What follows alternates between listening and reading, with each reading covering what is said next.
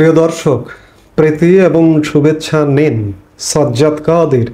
আমার এই মুহূর্তের আলাপের বিষয় হচ্ছে ভারতকে চাপে রাখতে বাংলাদেশের ঘাড়ে বন্দুক রেখে ফায়ার করতে চায় ধূর্ত পাকিস্তান।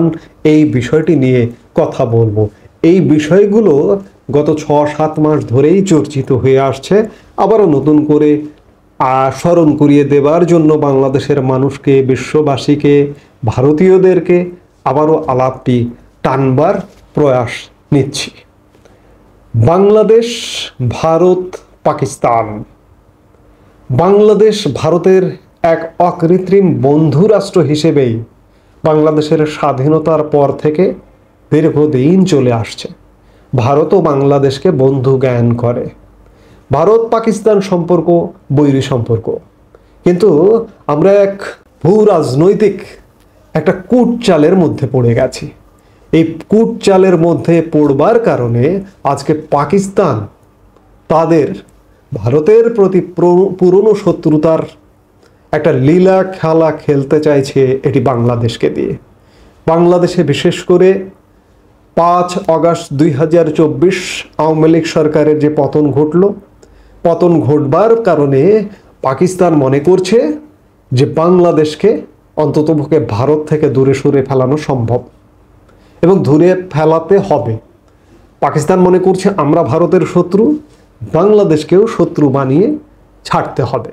আপনারা নিশ্চয়ই গত 6-7 মাসে দেখছেন পাকিস্তানি তৎপরতা বাংলাদেশে কিভাবে বেড়ে গেছে। পাকিস্তানের সাথে ব্যবসা বাণিজ্য চালু হয়ে গেছে। বিমান সার্ভিস চালু হবে করেও এখনো চালু হয় নাই।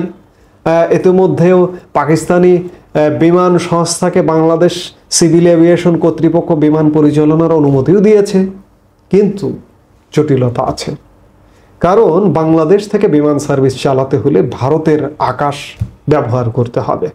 কিন্তু সেই আকাশ ব্যবহার করবার অনুমতি আজও পায়নি, এবং এটি আদৌ পাবে কি না সে ব্যাপারে যথেষ্ট সন্দেহ সংশয় আছে। পাবে না যে এটিই বলা যায়। যেটি বলছিলাম যে নানাভাবে সম্পর্ক তৈরি হচ্ছে, ব্যবসা বাণিজ্য এবং সামরিক আদান প্রদান হচ্ছে। আমাদের সামরিক বাহিনীর লোকজন পাকিস্তানে গেছেন, পাকিস্তানের সামরিক বাহিনীর লোকজন আমাদের এখানে এসছেন। এই যে আসা যাওয়া, ব্যবসা বাণিজ্য অতি দহরম মহরম পাকিস্তানের সাথে হওয়ার কারণে ভারত নিশ্চিতভাবে ক্ষুব্ধ হচ্ছেন, সংক্ষুব্ধ হচ্ছেন। এই সংক্ষুব্ধতাটাকে কাজে লাগাতে চাচ্ছে ধূর্ত পাকিস্তান, এবং সেটিরই পদক্ষেপ হিসেবে বাংলাদেশের ঘাড়ে বন্দুক ঠেকিয়ে ভারতকে গুলি করতে চাইছে এবং বাংলাদেশকে দিয়েই এটি করাতে চাইছে। আপনারা 5 আগস্ট পরবর্তী সময় থেকে বাংলাদেশে যদি দেখেন, পাকিস্তানি হাই কমিশনের কি পরিমাণ তৎপরতা বেড়ে গেছে আপনি কল্পনাও করতে পারবেন না। পাকিস্তান হাই কমিশন আজকে চট্টগ্রাম যাচ্ছেন, চট্টগ্রাম বিশ্ববিদ্যালয়ে যাচ্ছেন, পরশু রাজশাহী যাচ্ছেন, কিংবা তরশু জেনেদা যাচ্ছেন। অর্থাৎ সারা বাংলাদেশ দাপিয়ে বেড়াচ্ছেন, এবং দাপিয়ে শুধু বেড়াচ্ছেন না, এই যে যেসব জঙ্গি, যেসব অস্থিতিশীলতা তৈরি করতে পারে এমন অভিযোগে অভিযুক্ত করা হচ্ছে যে পাকিস্তানি হাই কমিশনের সুপারিশে বাংলাদেশের আইন মন্ত্রণালয়ের সহযোগিতায় জঙ্গি মৌলবাদীদের জেল থেকে মুক্তি দেওয়া হয়েছে, যাতে বাংলাদেশকে অস্থির করে ফেলানো যায়। ভারতের ঠিক লাগোয়া একটি দেশ, চারদিক দিয়ে ঘেরা, বাংলাদেশের চারদিক দিয়ে ঘেরা ভারত, যাতে ভয় ধরানো যায়। ভারত পশ্চিম সীমান্তে পাকিস্তানের নানা রকম কর্মকাণ্ড তৎপরতা নিয়ে একটা তটস্থ থাকবার মতো অবস্থা। আর একদিকে পূর্ব সীমান্তেও চাইছে পাকিস্তান যে বাংলাদেশকে দিয়ে একটা তটস্থ রাখা। পাকিস্তানের কূটবুদ্ধির ফল। এই কূটবুদ্ধির কারণেই বাংলাদেশকে নিয়ে নানা রকম খেলা খেলতে চাইছে, এবং সেই খেলা খেলে পাকিস্তান বলতে গেলে অনেকটা সফল।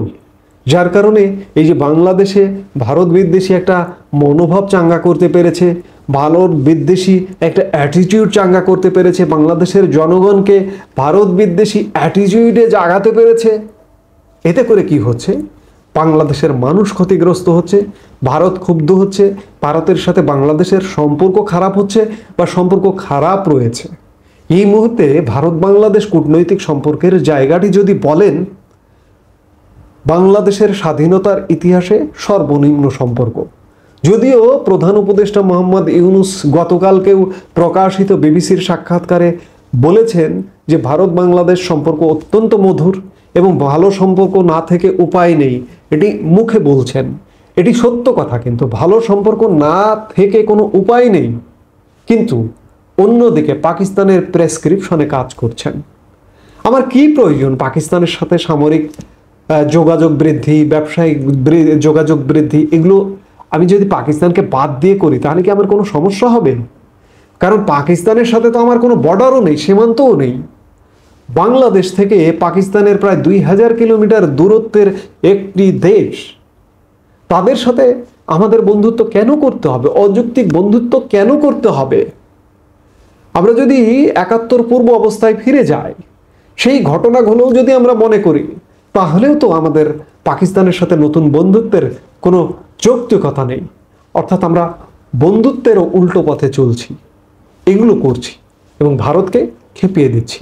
কূটনৈতিক সম্পর্ক খারাপ, ব্যবসা বাণিজ্য এগুলো বেসরকারি পর্যায়ে হয়, ব্যবসা বাণিজ্য সরকারি সহযোগিতায় সরকারি দপ্তরের মাধ্যমে হয়, কিন্তু ব্যবসাটা হয় আপনি একজন বেসরকারি ব্যক্তি, আমি একজন বেসরকারি ব্যক্তি, দু দেশের আমদানিকারকদের মধ্যে ব্যবসাটা হয়, সেটি স্বাভাবিকভাবে চলমান আছে।